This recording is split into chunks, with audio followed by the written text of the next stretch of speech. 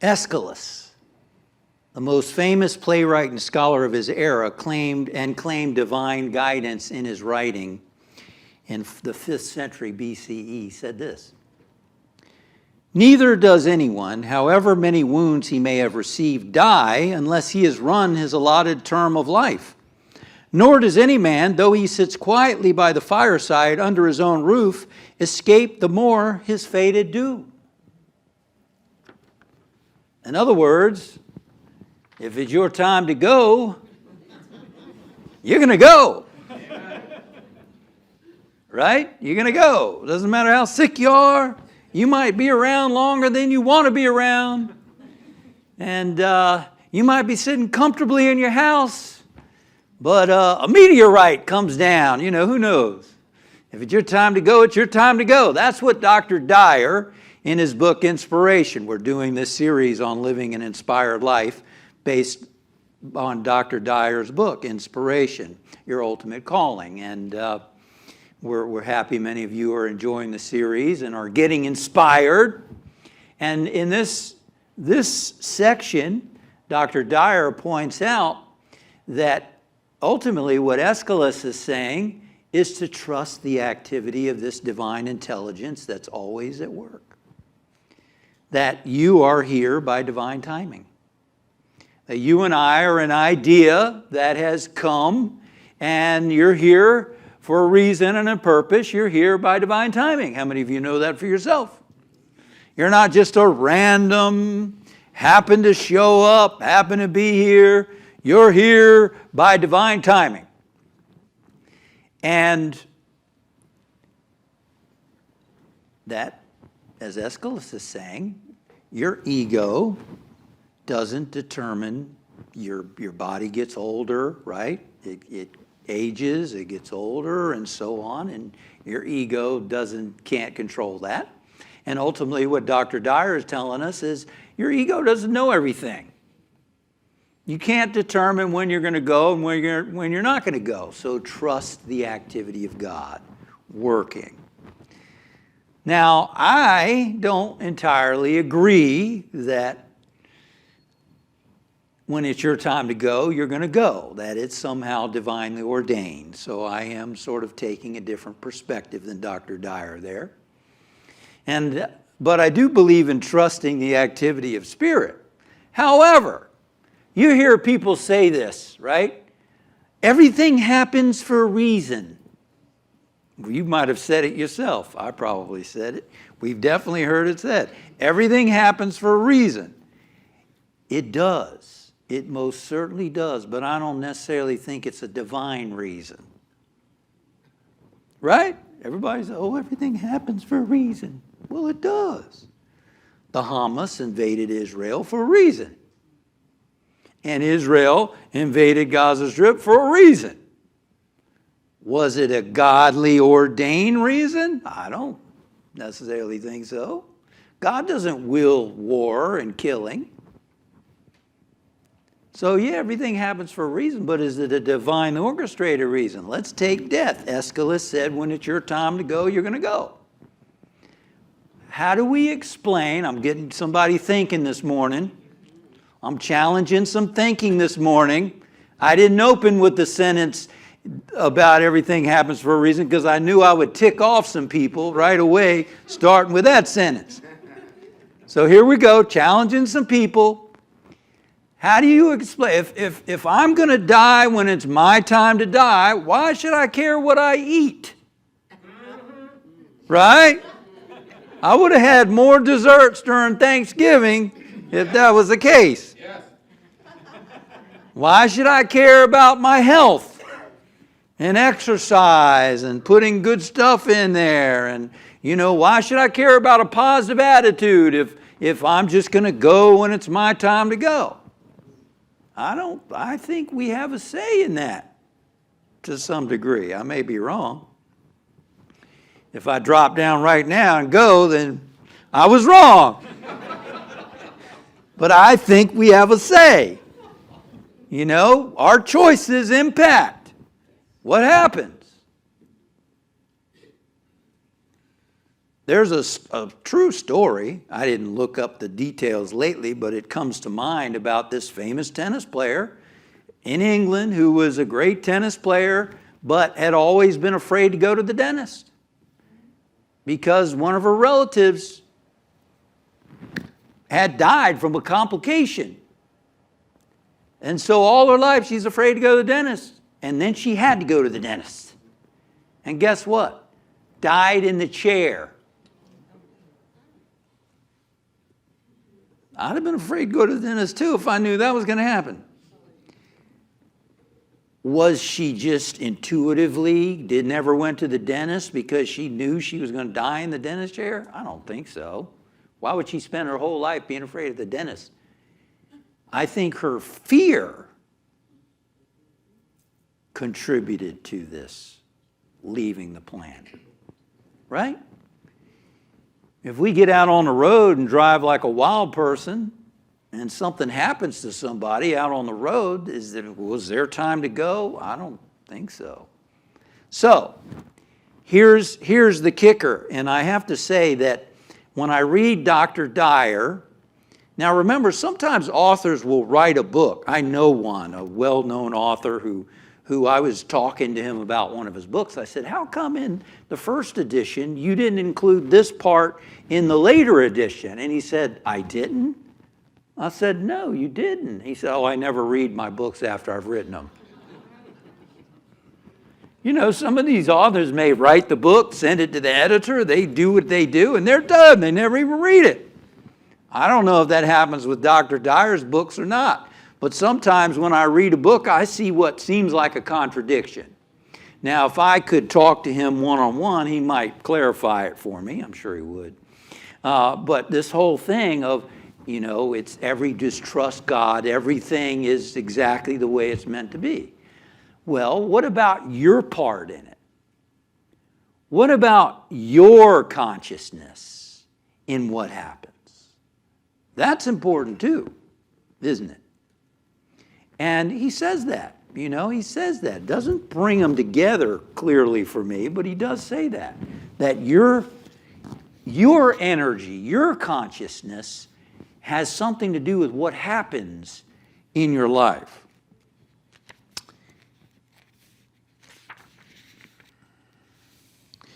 He says on page 110, you see, we must have faith in a universe that's created and guided by an intelligence greater than our ego, one where there can be no accidents. When an idea's time has come, it can be stopped. It can't be stopped. But by raising our vibration to match that of the universal source of being, we can bring about that idea's time. We can raise our level of consciousness from ego and group dominance to what I call visionary consciousness, in which we reconnect to the mind of God. So God's ideas are here. And when we raise our consciousness to that frequency, then we allow those ideas to come forth. How many of y'all with me on that? The ideas are trying to come forth. Healing's trying to come forth. Love's trying to come forth. Creative ideas are trying to come forth. What you're here to do is seeking to unfold and manifest, and our consciousness, the level, the frequency, the energy that we're on can either, keep it back, frustrate it, or we can allow it to unfold in our life. Now, I don't know about you, but that works for me. Jesus said, I work and the Heavenly Father works. I work and the Heavenly Father works. This guy was walking through the city. This lady was walking through the city, and she saw one of these areas that was well-developed garden. She said, oh, and there was a gardener, and she said, oh, look how beautiful that is. Look what God has done. And the man tending it, he said, well, you should have seen it when God was the only one taking care of it, right? God works and we work. And when we are trusting this presence, when we are having faith in this presence, when we do trust that we're guided, we're in a more relaxed state of mind. We are more receptive to creativity. We're more receptive to the right things to do. Our mind is not on a higher, it's not on a faster, higher vibration that's interfering with our creative flow. It's more in the lower vibration that's, or frequency, I should say, that's more in tune with flow, with creativity and that expression. So trusting the activity of spirit, but knowing our thoughts, our attitudes have an impact. So let's get right into some of the applications that he talks about. There are no accidents. That's one of his points. There are no accidents. Now that's interesting, isn't it? How many of you have thought that before? There are no accidents. How many of you have heard that before? There are no accidents. Now here's the deal. There are no accidents. Why? Because whatever happens had to happen. Otherwise it wouldn't have happened. Right? It had to happen. Michael Singer tells a story about, okay, two cars are in an accident, right?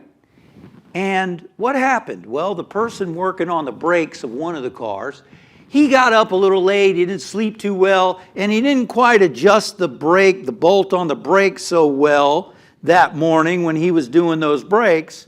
And then the other person in the other car, they were running a little late because the toaster oven didn't quite work and he didn't get breakfast out exactly as quickly as normal and so on. So he happened to be right there at that intersection where this other guy's brakes weren't working and they collided. Happened for a reason. No accidents. It just happened. Things conspired and they happen. So, there are no accidents. Things happen. Things happen. Now, do our thoughts and attitudes have something to do with that? Did the fact that those two cars colliding in the intersection, I mentioned reasons, did that have anything to do with their consciousness? What do you think about that? You think it had anything to do with what was going on in their consciousness when they collided? Should we take a vote? What do you guys online think? Did it have anything to do with their consciousness? How many of y'all think it has something? I'm not going to ask you to raise your hand. I'll just read your thoughts. Well, I think it's important to wonder about that, and it's important to notice. That's what Dr. Dyer encourages us to do. He says notice when you bump your toe, when you hit your elbow, when you get a headache, when something happens. What were you thinking when that happened? What were you thinking? His attitude is it's all connected to what was going on inside of you.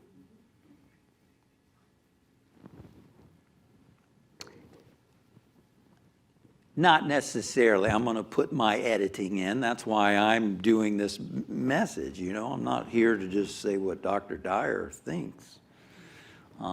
Besides, he's not on the planet anymore, so I can say whatever I want.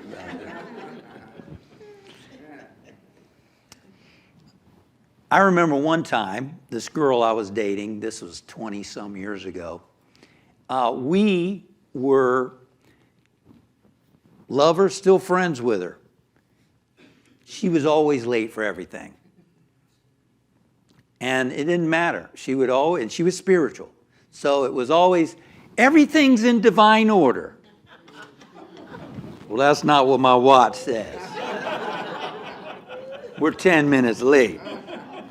You know, divine order. Drive you crazy after a while. I'm out of this relationship. Divine order. No. So, this one day, we were going to the golf course. She was going to ride with me while I played. That was sweet of her. She was late. You get a tee time, you're either there on time or you miss your tee time, right? Well, it was in divine order, and we were angry with each other. okay? We were upset. And she was driving. We were in New Jersey. And she was driving to the golf course.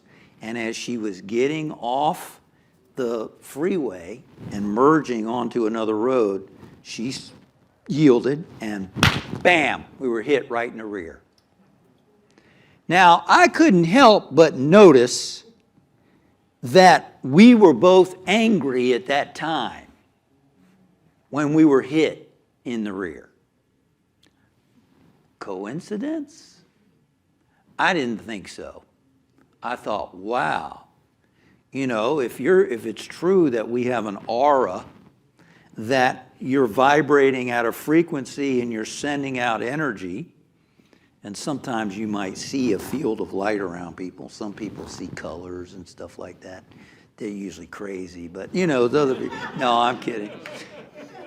Some people do see the auras and whatnot, especially after a little bit of, But, we all put out this energy, right? It's around us.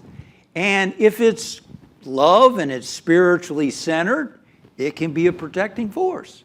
But if you're angry, who knows how that's, you don't have that working in your favor. So that's what he says. There are no accidents. Notice what happens if something like that happens. What were you thinking? What was going on in your mind? Whenever I've bumped my head or did something, usually I wasn't paying attention. Right? My mind was somewhere else. Just like some of yours are right now. Next, be mindful of your thoughts. Be mindful of your thoughts. He says, memorize this.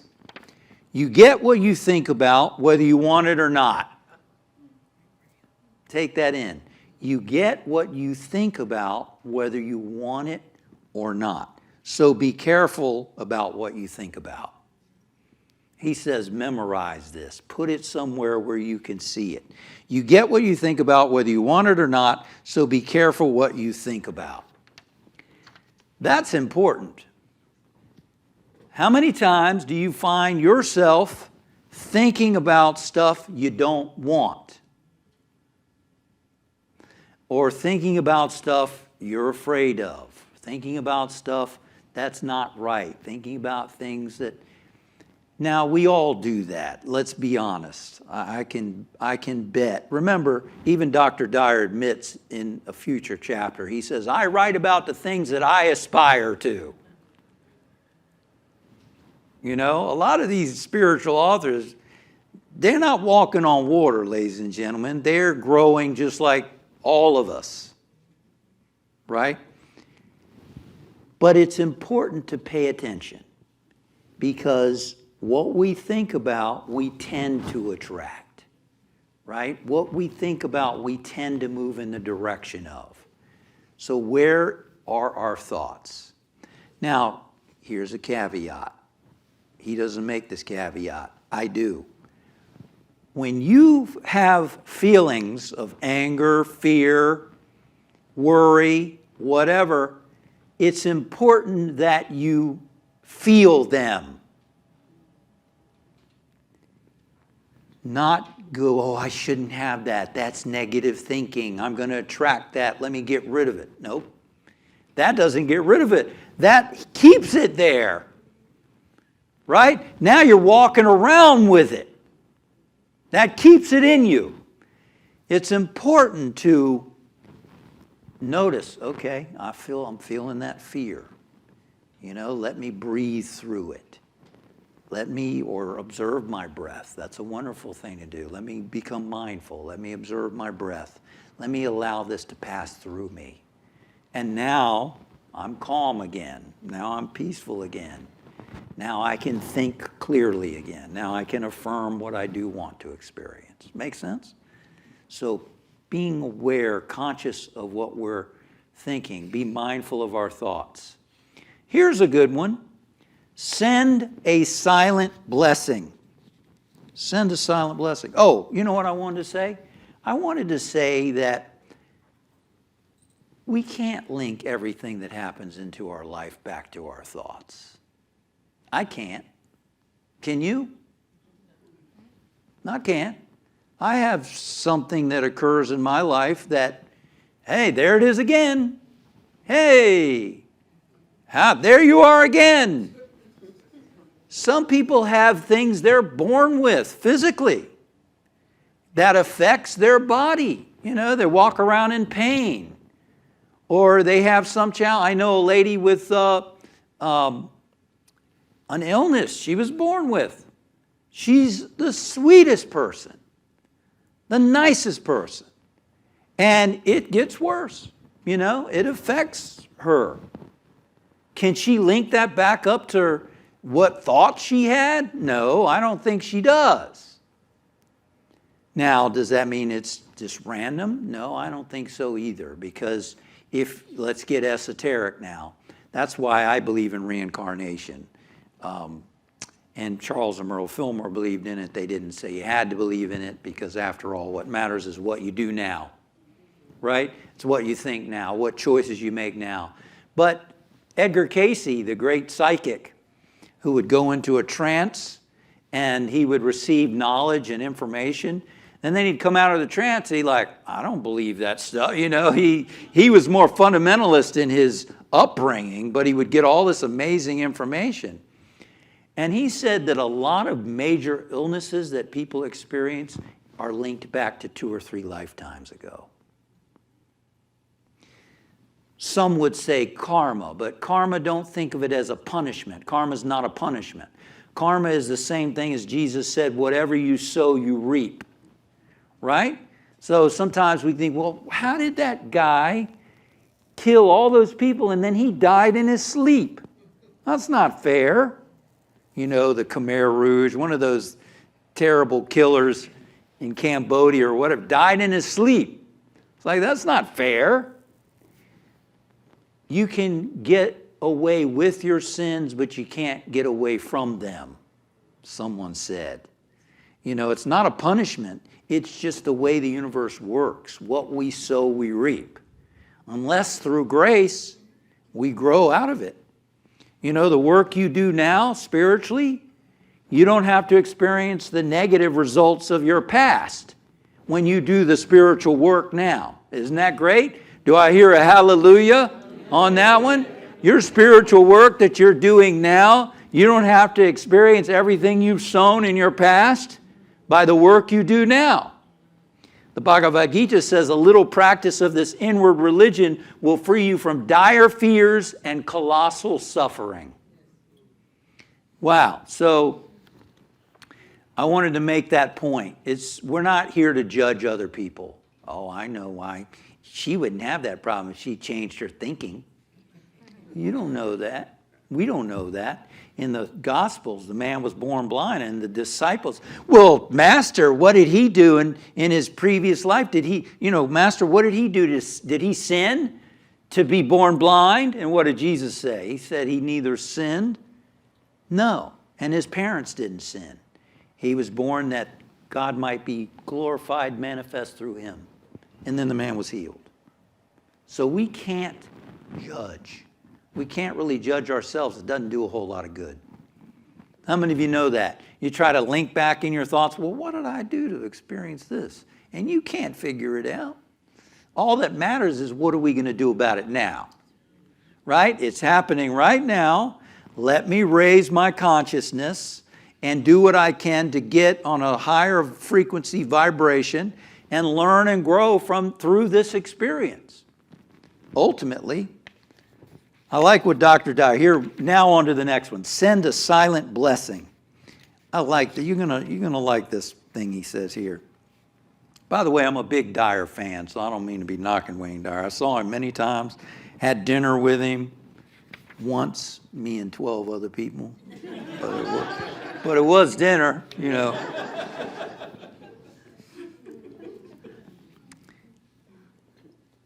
He says something. Where did it go? I'm just going to tell you what it is. Oh, here it is. He said, he says this, you see, when we're ready, willing, and open to it, the divine guidance we seek will spring into action on our behalf. How would you like that? Spring into action on your behalf. It has been that way throughout our life. For example, I like this. The people we've had love affairs with. Anybody have any love affairs?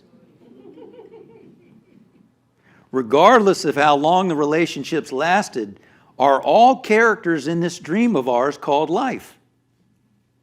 Now, hang on. They come to us for any number of reasons, such as to help us create a child or children, to teach us forgiveness, or to assist us in fulfilling some other destiny. Wow. Every relationship that we've had has been there for a reason, right? Something. It might have been just to have that child. Or it might be to learn how to forgive, like he says. Wow. So what did he say? He says, send a silent blessing to that person. Send a silent blessing to that surly waiter. You know, and again, I go back to, first of all, feel your annoyance and irritation, if it's there, and then send a silent blessing of love, understanding, compassion. Send a silent blessing to that person with the watch that keeps going off in the service. You know, send a silent blessing to that ex-spouse, that ex-relationship person we were involved with, knowing they were there for a reason. We learned something. We grew from it. Right? I know my first relationship ever when I was a senior in high school. First romantic relationship. Man, it was fun and it was very difficult. I feel like I already was married once from that, you know. And it's not her fault, obviously. It takes two. But it was challenging. I was a sensitive kid, and you know, I was losing my self-confidence and this and that from it. But you know what? She introduced me to two significant people. She introduced me to Robert Schuller, who became an important teacher in my life, which was a link to Jesus, which was a link to unity. And also, she introduced me to Leo Buscaglia, which was a wonderful person for me. And, you know, I grew from the whole experience and cherish it. Send a blessing to the people, the experiences that we have, because we can learn and grow from it. And then, as Epictetus, the man who was a slave and became a great philosopher, he said, it is my business to manage carefully and dexterously whatever happens. Whatever happens. And that's what we're talking about today, isn't it? And then he says, resist fitting in. Resist fitting in. And he talks about Ram Dass. Ram Dass, who wrote Be Here Now. And Ram Dass was, you remember Ram Dass? He was a Harvard professor who left and went to India. Despite his father's, you know, he went to India and found his teacher, his guru, and studied and traveled in India and taught in India. And then he came to the U.S. and lectured all around. And he gave all the royalties from his talks and books to foundations, because his teacher said, feed the hungry. And that's what he did. And he gave all that. And then when he came to the U.S., he was one of the first, from what Dyer said, to stand up and say that he was gay, to share that at a time that was very difficult to do. And he had the courage to be one of the first people of that time to do that, to stand up and say, yes, that's my orientation. That is, and he was very courageous in doing that. And so he wasn't trying to fit in. He wasn't trying to do what everybody else was doing. He wasn't trying to conform to what everyone else did or what his parents wanted or what society wanted. He was listening to what Thoreau said, the beat of a different drummer. And so that's so important for us. And Dyer was like that. He was very unique of listening to his own inner drummer. About a year ago, I got a scathing letter. Can you believe people would write a scathing letter to a minister? You'd be surprised. And, one of the things that this person said is, I know one of your classmates from high school. And yeah, I know one of your classmates from high school. And she said, yeah, they said you went off the rails when you left high school. I never thought of it that way. I went off the rails. Oh my gosh, all my private school classmates who became doctors and lawyers and business people and whatnot and this and that, and I became a minister. Of course, I was Jewish, and so some of these Jewish friends, I went off the rails. I became a minister. But if you know me well enough, I don't consider myself Christian. I don't consider myself Jewish. I don't consider myself Buddhist or yogi. Well, maybe closer to yogi. I'm a Christian yogi, but Jewish Christian yogi. I went off the rails. Dad wanted me to be a lawyer. I'll send you to law school. I'll pay for your law school. That bored the tears out of me, right? I don't want to be a lawyer. I had to listen to my inner drummer. Amen. Right? I had to follow my path. I don't care if they think I went off the rails. They don't pay my rent. People don't pay your rent. You got to live inside of you. You got to live inside your skin. You got to feel good about you. You got this opportunity to live and be you. You're the only person who can be you now. You got to be yourself, your higher self, your authentic self. Now that doesn't mean going to an interview in rags. Right? That doesn't mean doing stupid stuff. We got to use wisdom.